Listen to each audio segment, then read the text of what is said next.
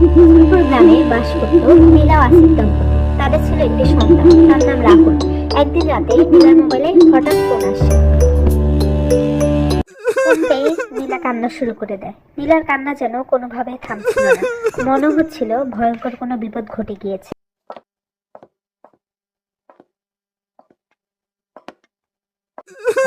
হায় হায়, এ কি হলো তোমার? তুমি এভাবে কাঁদছো কেন? কি হয়েছে তোমার? আমার ভাই মতির ফোন এসেছিল। মতি জানিয়েছে মা নাকি খুব অসুস্থ হয়ে পড়েছে। মার শরীরটা নাকি একটু ভালো নেই।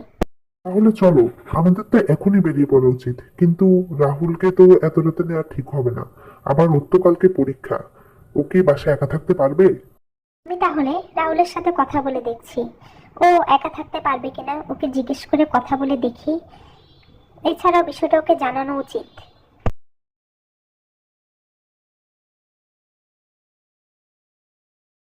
রাহুল, তোমার নানু খুব অসুস্থ হয়ে পড়েছে।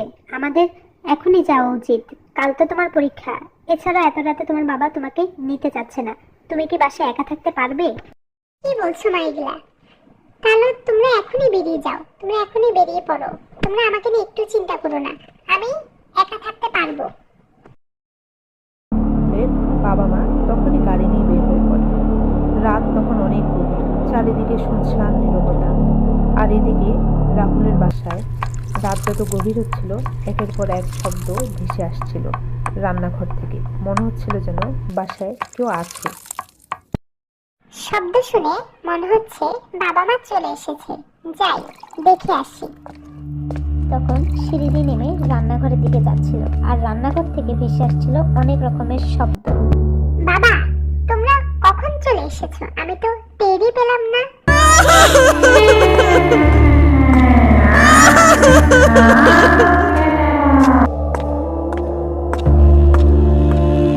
রান্নাঘরে এমন ভয়ঙ্কর দৃশ্য দেখে রাহুল কোনোভাবে এক নিঃশ্বাসে তার নিজের রুমে ছুটে আসে।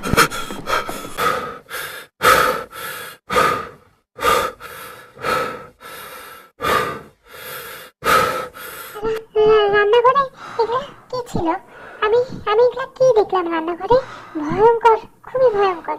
ভয়ঙ্কর জিনিসগুলা দেখতে তো ঠিক আমার বাবা মায়ের মতন, কিন্তু কি দেখলাম এগুলা? যাক বাবা, আমি আজকে রুমের থেকে বের হব না।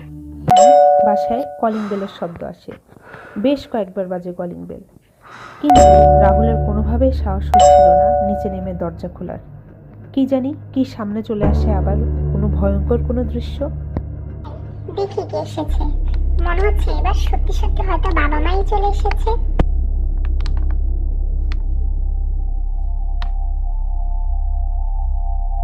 বাবা, মা, তোমরা চলে এসেছো?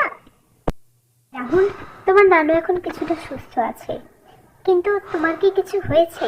তোমাকে এমন কেন দেখাচ্ছে? না আমার আমার কিছু হয়নি। তোমাদেরকে দেখে খুব খুশি লাগছে।